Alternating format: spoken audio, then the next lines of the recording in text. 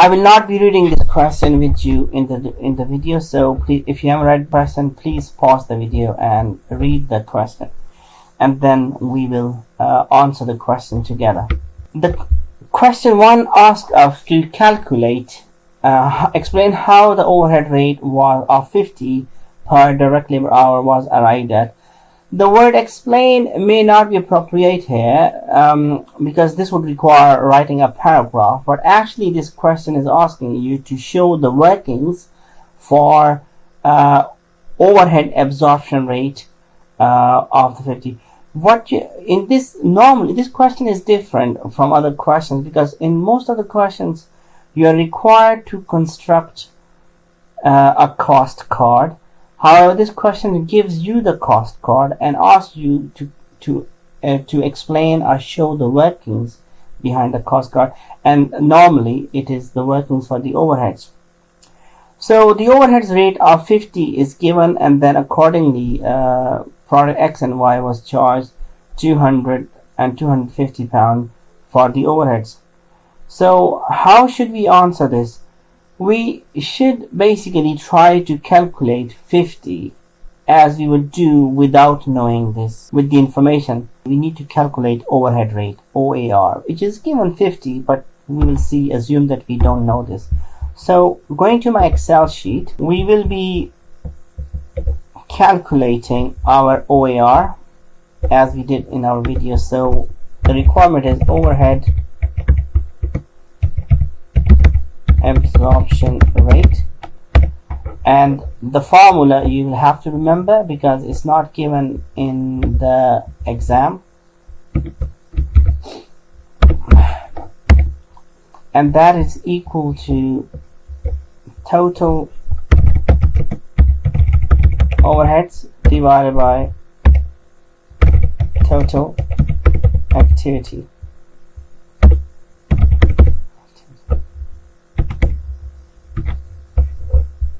So that's our formula, and we already know the answer, which is 50.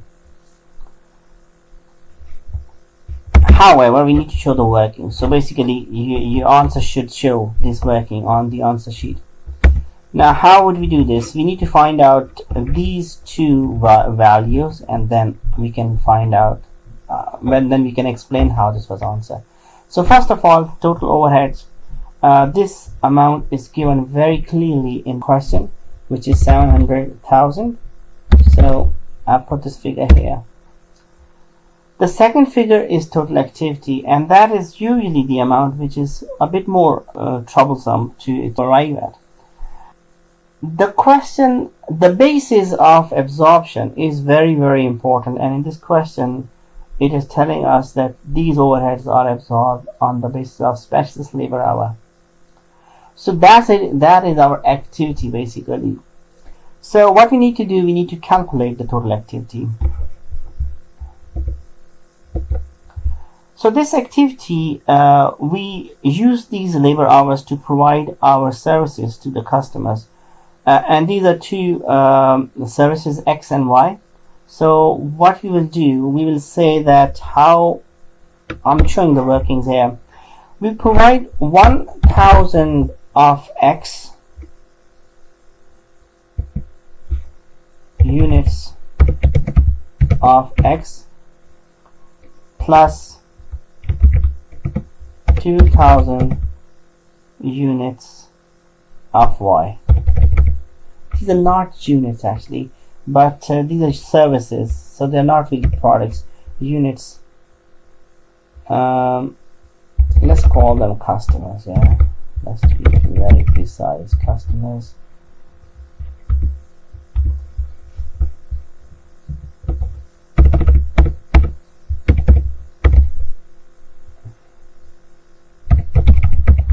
Of X and 2,000 customers of Y. Each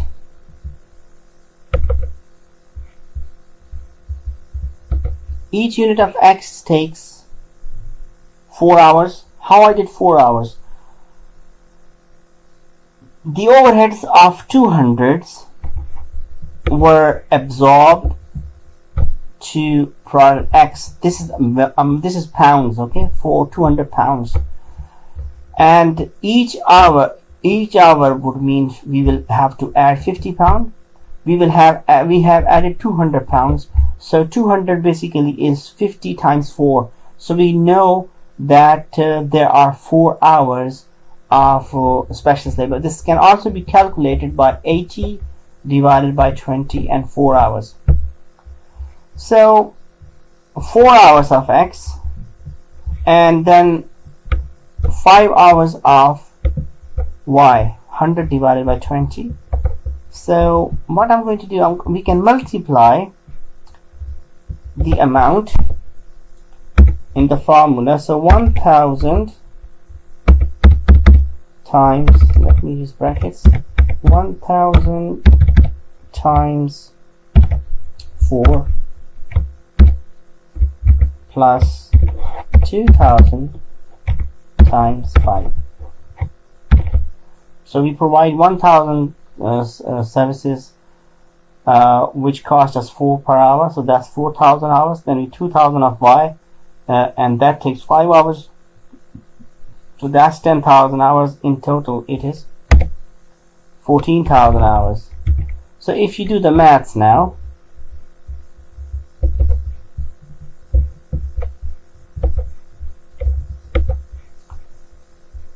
seven 700,000 divided by 14,000, you will see that you get 50. So that's what you need to show. Basically, you need to show your workings in on your answer sheet to explain how this was done. Now moving on to question 2 of the exercise. Prepare a statement to calculate Servco overall profit, showing profit for X and Y separately. So profit statement, we need 4 columns in total. So I will open up another sheet and write it down: X, Y, and total. So these are my 3 columns, and the 4th one will be description. So first of all, it's a profit statement, profit statement, and profit statement is basically sales less costs. So we'll start with the sales price, and it is always advisable to do per unit first and then multiply the things with number of units. So sales per unit, selling price per unit, it tells us X was priced at 350 and Y was priced at 400. There's no point totaling these figures. Labor given 200, no, it's 80 and 100, and then we have overheads of 200 and 250. The profit per unit is selling price less labor less overheads. Again, there's no point adding these up. Then we can multiply with units, not units again, is customers 1000 of X and 2000 of Y. This gives me total profit, which is unit customers times profit per customer. And now we can do the total, and this will give us the profit of the total organization. So what we're trying to work out here, how much profit X is giving, how much profit Y is giving, and then what is the total profit. So that is 160. And the reason we're doing this, you will see later on when we do next 2 parts, that why are we doing this. We're trying to understand something here basically. So that's our answer to question 2 as well. So this part is on absorption costing. We haven't done any activity-based costing. So this question is a good mix of testing your knowledge on absorption costing and activity-based costing. And then it shows you a good comparison between the two techniques as well. Now, looking at question 3 now, we have a different situation. And that is, we have to calculate using activity-based costing. Let's go to the question. Using activity-based costing, so you should have read this information already. Using activity-based costing principles, reallocate the overhead cost between X and Y. So now going to do this. First of all, what we need to do, step 1, is to calculate the total cost drivers. Cost drivers.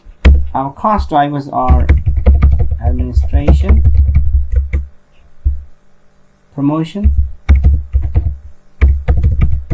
and building.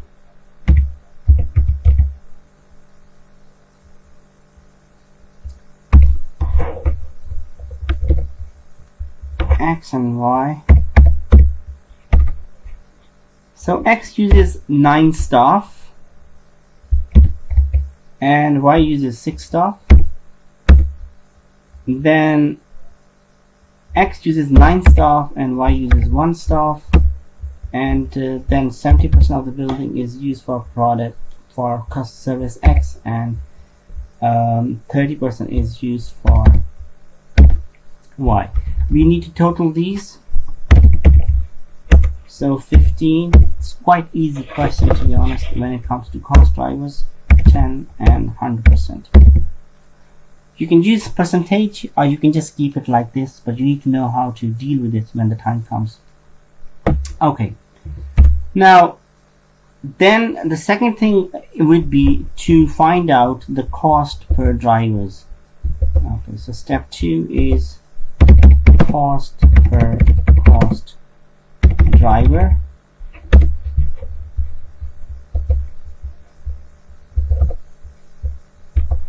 And for this we need 2 pieces of information. Total cost in the cost pools and the total driver for that cost. We divide these two and we get our value. So administration, the total cost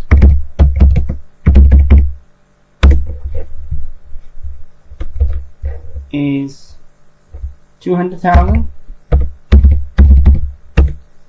200,000, and 300,000. So the total is 700,000. Don't need to total this up, but I want to show you something, so that's why I'm doing this. 700,000. So if you go back to your question, you can see the 700,000 there as well. So this shows that basically the data is same. Now the cost drivers, number of cost drivers.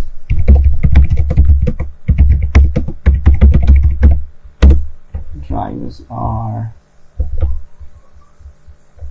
okay, let's make it smaller.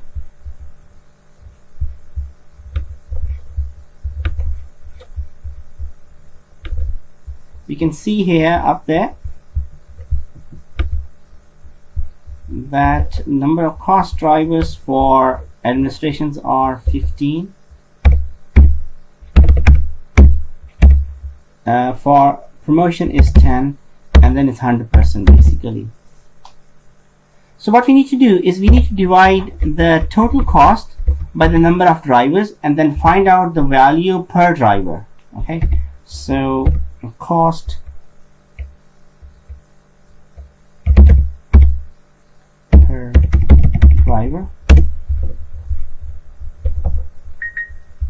and 200,000 divided by 15 drivers. So administration, 1 driver, this is the cost of 1 staff, because there are staffs here. So this is the cost of one staff for administration, and then we get the cost of 20,000 for promotion staff, and then 1% of the business related building related cost. 1% of building related cost is 3,000. So if X uses 70%, then it should be multiplied with 70, and then we get the total share of X and the total share of Y. So once we have got this information, we need to allocate the costs. We need to allocate these costs, not the total, these costs on the basis of this information and this information. Yeah. So let's do that now. Now we will be looking at each service. Alright, so what do I have? I have activities. Let's call this allocation of overheads to services.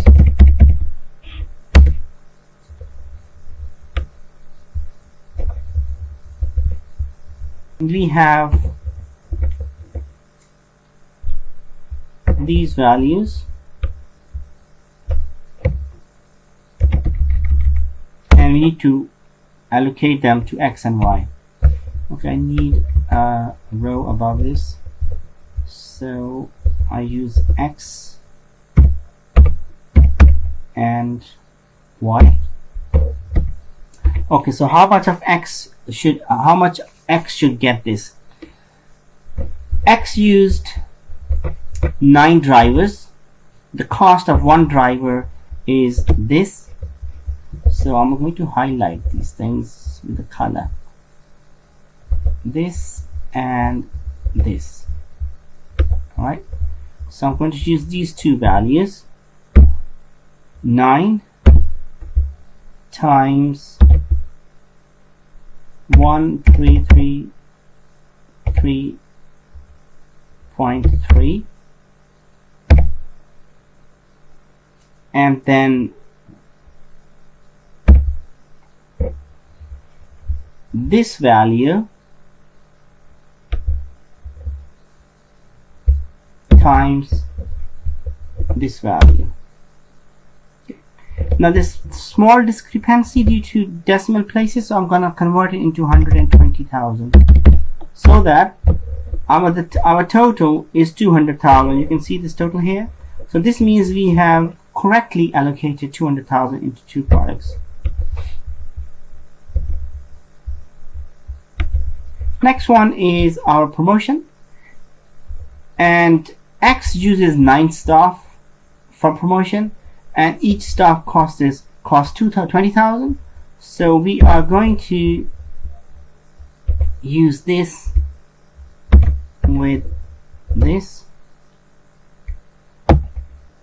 value, and then Y uses only 1 staff for promotion, so we multiply that with the cost of 1 staff, 20,000. So Y is a lot less labor intensive or overhead intensive, we can see from the information. For your understanding, I'll give it a slightly different color so that you can relate it to different things. There we go. And now the third one is our building share. The total cost is 300,000. 1% of the building cost 3,000, and if X is using 70,000,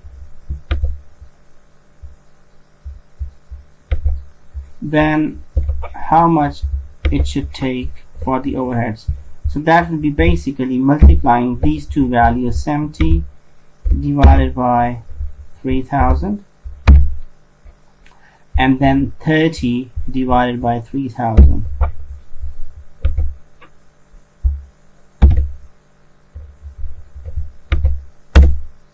9,000. We have allocated all of the costs to two different products. We can total these up. So the total was 700,000. The total of this would be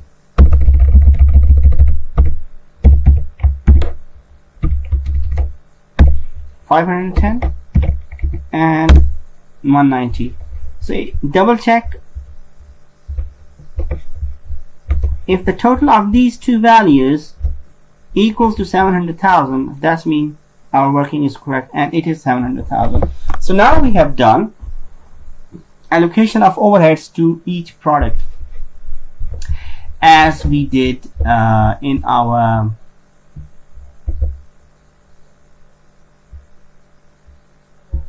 sheet 4. So this was the allocation of overheads to each product under absorption costing, and this is under activity based costing. A lot more work per unit. So we need to get the per unit value now. So number of units are customers 1,000 and 2,000. So the per customer cost, per customer overhead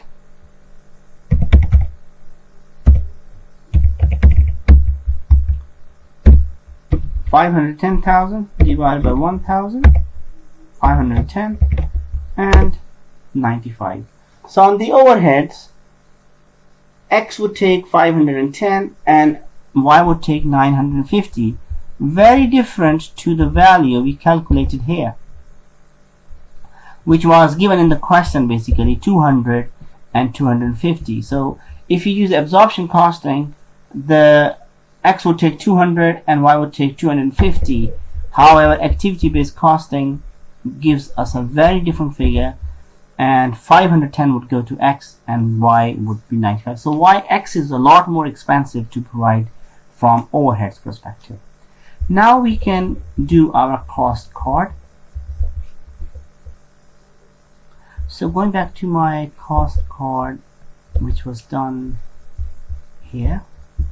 Yes. All we have to do, not to change too much, we're gonna have to add a different value here. Okay, so X was 510 and Y was only 95. You can see that things have changed dramatically, and X is now a loss-making service, and Y is a lot more profitable. Now if you do Control Z, interesting thing to note is that your total profit remains the same. So your incorrect costing does not affect your total profit, but it actually affects the profitability of individual products.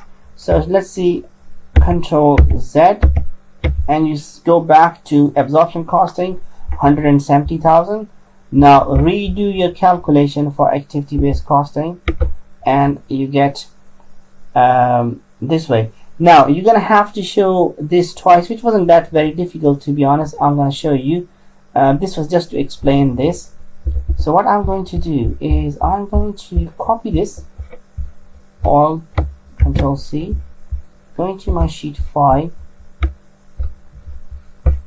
and pasting here everything and changing the figures of overheads. So getting a new profit figure,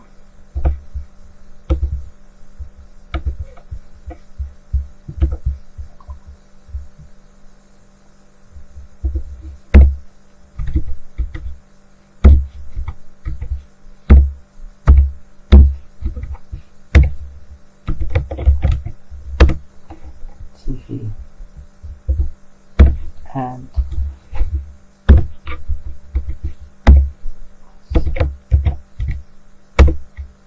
and your profit remains, total profit remains the same, 170,000. So the point this question is trying to make is that if you use the different costing techniques, it may not have the total profitability have an impact on the total profitability, but the individual products can show different things. And let's say if you just abandon service X, then the profit would raise to the whole organization to 410,000.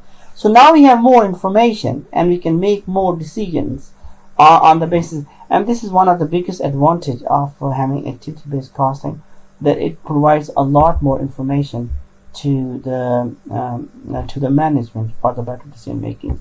That is the answer of this question. Compare the two approaches and comment on the finding, especially on the pricing policies. So basically, I think the price of X needs to increase a lot more. However, then the impact of increasing the price would mean that we may not be able to sell X at all. Completely abandoning X could mean that we will lose business of Y as well. So all of these information needs to be taken into account before making a final decision.